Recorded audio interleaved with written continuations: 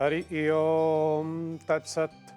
लोकाभिरामं रणरङ्गधीरं राजीवनेत्रं रघुवंशनाथं कारुण्यरूपं करुणाकरं त्वं श्रीरामचन्द्रं शरणं प्रपद्ये। मनोजवं मारुततुल्यवेगं जितेन्द्रियं बुद्धिमतां वरिष्ठं वातात्मजं वानरयूथमुख्यं श्रीरामदूतं शरणं प्रपद्ये। श्री श्री सीतारामचन्द्राय नमः। श्रीरामदूताय नमः। श्री गुरुचरणकमलेभ्यो नमः। हिंदू महासभा की ओर से आज के इस अमृत वाणी कार्यक्रम में हम आप सभी दर्शकों का अभिवादन करते हैं। गोस्वामी बाबा तुलसीदास जी की ये बड़ी प्रसिद्ध चौपाई है जिसे लगभग हम सभी जानते हैं। तुलसीदास जी लिखते हैं, बड़े भाग मनुष्य तन पावा। बड़े भाग्य से हमें ये मनुष्य शरीर की प्राप्ति होते हैं। शास्त्र का वर्णन हुआ है कि 84 लाख योनियों से गुजरने के पश्चात तब जा कर के हमें ये मनुष्य जीवन की प्राप्ति होते हैं। और यह मनुष्य जीवन सभी योनियों में, सभी स्पेसीज ऑफ लाइफ में सबसे उत्तम माना गया है।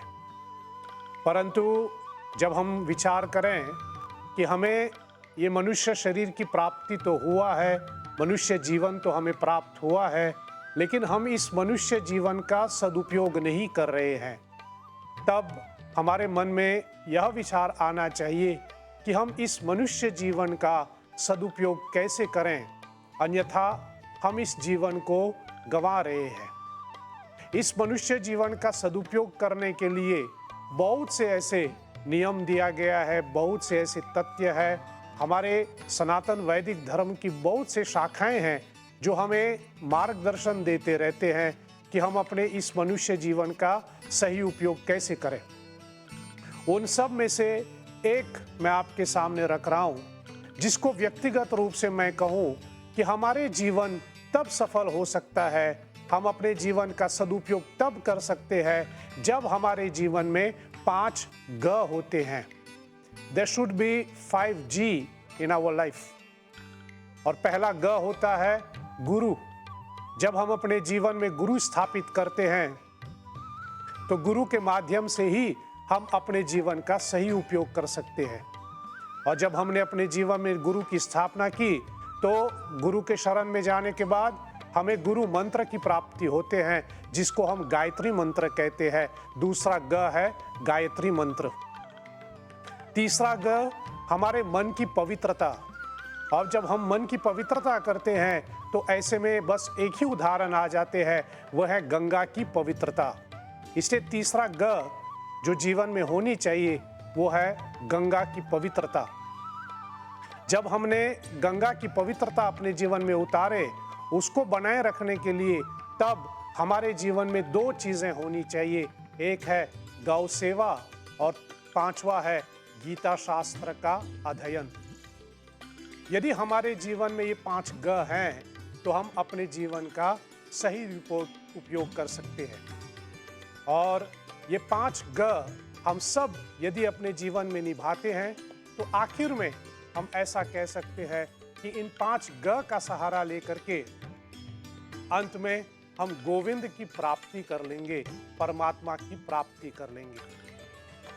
दर्शकगण, इसके नाते हम यह समझ लें कि हमारे जीवन में ये जो 5 ग है उनमें से एक है गंगा की पवित्रता और दूसरा है गायत्री मंत्र। और आप सभी को मैं स्मरण करा दूं, आगामी रविवार 16 जून को हम लोग गंगा दशहरा मनाने जा रहे हैं और सोमवार 17 जून को हम लोग गायत्री जयंती मना रहे हैं। हमारे पूजा पाठ में, हमारे विधियों में 5 की पूजा करना अति आवश्यक माने जाते हैं। एक है गुरु की पूजा करना, दूसरा गायत्री मंत्र का जाप करना, तीसरा गंगा जी की पूजा करना, चौथा गोवर्धन की पूजा करना और पांचवा गौ की पूजा। ये 5 पूजा यदि हम अपने जीवन में समय समय पे निभाएं तो हम अपनी इस मनुष्य जीवन का सही अर्थ निकाल लें।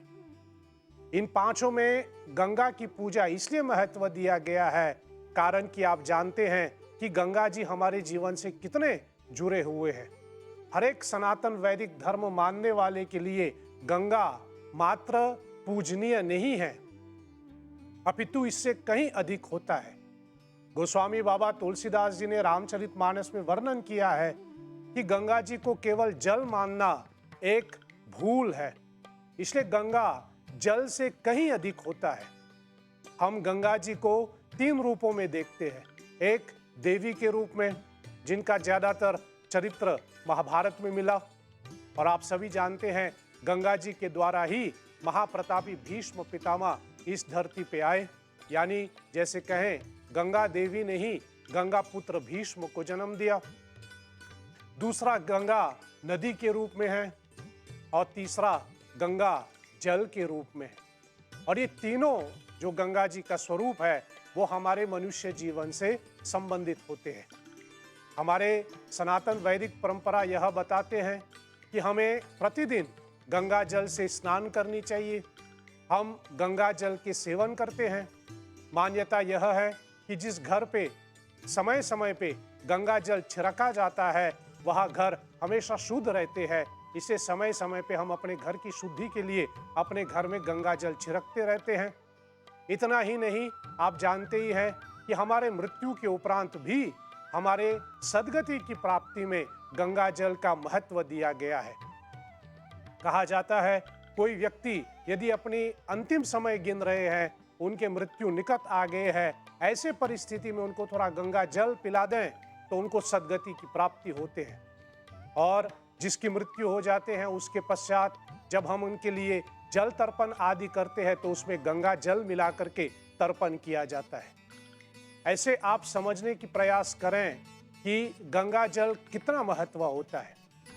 और इसी कारण से गंगा दशहरा मनाना अनिवार्य हो जाते हैं। दर्शकगण, हमारे बहुत से ऐसे पर्व हैं, हमारे बहुत से ऐसे विधान हैं जो हमारे आध्यात्मिक उन्नति और हमारे भौतिक उन्नति दोनों के लिए लाभ होता है। शायद यूं कहें कि कुछ ऐसे पूजा पाठ, कुछ ऐसे पर्व हम निभाते हैं अपनी सांसारिक उन्नति के लिए, अपनी वर्ल्डली प्रोग्रेस के लिए, लेकिन कुछ ऐसे पर्व होते हैं जो हम अपनी स्पिरिचुअल प्रोग्रेस के लिए मनाते हैं। और उनमें से एक है गंगा दशहरा। गंगा दशहरा निभाना, गंगा दशहरा पर्व मनाना वो हमारे आध्यात्मिक उन्नति कराता है। उस दिन हम गंगा जी को स्मरण करते हुए इनकी विशेष पूजा करते हैं। सूर्यवंशी महाराज भगीरथ ने अपने पूर्वजों के उद्धार हेतु गंगा जी को इस धरती पे ले आए और यह समस्त मानव जाति के लिए एक बहुत ही उपकार या फिर एक बहुत ही सराहनीय घटना हुई है। गंगा मात्र पूजनीय नहीं, गंगा हमारी पहचान भी है। इसलिए सभी को चाहिए कि गंगा दशहरा के दिन गंगा जी की पूजा करें।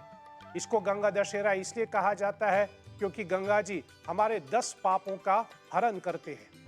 5 ऐसे पाप हम अपने कर्म इंद्रियों से करते हैं और 5 ऐसे पाप हम अपने ज्ञान इंद्रियों से करते हैं। कुल मिला के 10 तरह के पाप हम लोगों से होता रहता है और उसका निवारण करने हेतु तब हम गंगा जी की पूजा करते हैं। और दूसरे दिन निर्जल एकादशी के दिन हम लोग गायत्री जयंती मनाते हैं। आपको यह स्मरण करा दूं कि हमारे पंचांग अनुसार साल में 2 ऐसी तिथियां हैं जो गायत्री जयंती के रूप में मनाया जाता है। एक ज्येष्ठ मास की शुक्ल एकादशी और एक श्रावणी पूर्णिमा। हमारे सनातन धर्म की नींव है गायत्री मंत्र। इसलिए हमारे ऋषि मुनियों ने एक ऐसा विधान बनाया है कि जब बच्चे 5 साल का हो जाते हैं, लगभग 7 साल का हो जाते हैं, तो उसका उपनयन संस्कार किया जाता है और उस समय उनको गुरु के हवाले करते हैं। और उस समय गुरु जब बच्चे को या फिर शिष्य को स्वीकार करते हैं तो उनके सीधे कान में एक मंत्र बोलते हैं जिसको गायत्री मंत्र कहते हैं। इसको कान में इसलिए बोला जाता है क्योंकि ये बहुत गोपनीय मंत्र है।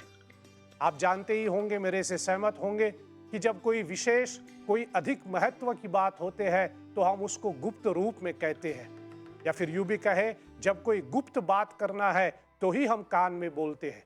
इसी कारण से ये मंत्र बहुत ही गोपनीय है।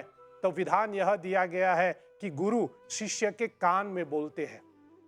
यद्यपि गायत्री मंत्र तो सबको आता होगा, लेकिन जब तक गुरु के मुख से नहीं सुनते हैं, जिसको हम गुरुमुख कहते हैं, तब तक हम इस मंत्र का प्रयोग नहीं कर सकते।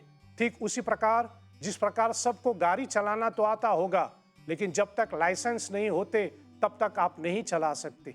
उसी प्रकार गुरुमुख हमें गायत्री मंत्र जाप करने का एक तरह के लाइसेंस प्रदान करते हैं। दर्शकगण, मैं सभी से निवेदन करता रहता हूं, आजकल हम अपने बच्चों के लिए, खासकर माता पिता से मैं प्रार्थना करता हूं, आजकल हम अपने बच्चों की शिक्षा के लिए बहुत कुछ उपयोग करते हैं, बहुत कुछ हम लोग सुविधा देते हैं अपने बच्चों की शिक्षा के लिए, और होना भी चाहिए। लेकिन हमें यह भी याद रखना चाहिए कि हमें अपने बच्चे की केवल शिक्षा का प्रबंध नहीं करना है, शिक्षा के साथ साथ हमें इनकी दीक्षा का भी प्रबंध करना चाहिए। जिसके जीवन में शिक्षा और दीक्षा दोनों हैं तो ही उनका जीवन सफल हो जाते हैं। आप जानते हैं, जब हम डॉक्टर के यहाँ जाते हैं और डॉक्टर हमें एक दवाई देता है पीने के लिए, उस दवाई पीने के लिए हमें किसी और उपकरण की आवश्यकता होती है, या तो पानी से पिएं या तो दूध से पिएं। ऐसे ही वो गोली हम लोग नहीं खा सकते। उसी प्रकार जीवन में केवल शिक्षा हो तो अधूरा माना जाता है। पूरा तब हो जब हम शिक्षा के साथ साथ दीक्षा भी प्राप्त करते हैं। और दीक्षा प्राप्त करने का मतलब क्या है कि हम गुरु के चरण में जाएं और उनसे गुरु मंत्र के रूप में गायत्री मंत्र की दीक्षा प्राप्त करता है। और जब हमने ऐसी गायत्री मंत्र की दीक्षा प्राप्त किया और हम इसको जपते हैं, सोचिए यदि कोई बच्चे 7 साल की उम्र में इनके उपनयन संस्कार हुए और 7 साल की उम्र से वो अपना गायत्री मंत्र जाप करते रहे हैं, और यही बच्चे जब 25-30 साल का हो जाते, इतने वर्षों में गायत्री मंत्र का प्रतिदिन जाप करने से इनका दिमाग, इनकी बुद्धि कितने तेज हो जाते हैं। तभी जब जीवन की परिस्थितियां आ जाते हैं, विपत्ति आ जाते हैं, तो उन विपत्तियों का वह सहज रूप से उनकी सामना कर सकते हैं। जीवन की परिस्थितियों से तब घबरा नहीं जाते। इसे अधिक आवश्यक है कि हम गंगा दशहरा और गायत्री जयंती, इन 2 पर्वों को मनाएं। गंगा दशहरा के दिन गंगा जी की पूजा करें नदी किनारे, उस दिन गंगा जल से थोड़ा स्नान कर लें और गंगा जी का स्मरण करते हुए गंगा जी के चित्र या मूर्ति के सामने इनकी आरती आदि करें। गायत्री जयंती मनाने का बस एक ही तरीका है कि हम गायत्री मंत्र के नाम से आहुति दें, जिसको हम गायत्री यज्ञ कहते हैं। जिनको गायत्री यज्ञ करने का अधिकार है, जिन्होंने गुरु से गायत्री मंत्र प्राप्त किया है, उस दिन अवश्य गायत्री यज्ञ करें। अथवा मैं यह भी कहूँ, जिन्होंने अब तक गुरु दीक्षा प्राप्त नहीं किया है, तो गायत्री जयंती एक सुअवसर है कि हम किसी को गुरु बना करके इनके चरणों में जाएं और इनसे गुरु दीक्षा की कामना करते हुए इनसे गायत्री मंत्र प्राप्त करके हम इस गायत्री मंत्र को अपनाएं। आप अवश्य ही रविवार 16 जून और सोमवार 17 जून को गंगा दशहरा और गायत्री जयंती मनाएं। इससे हमारी आध्यात्म उन्नति और हमारी बुद्धि बहुत ही ज्यादा प्रबल हो जाते हैं।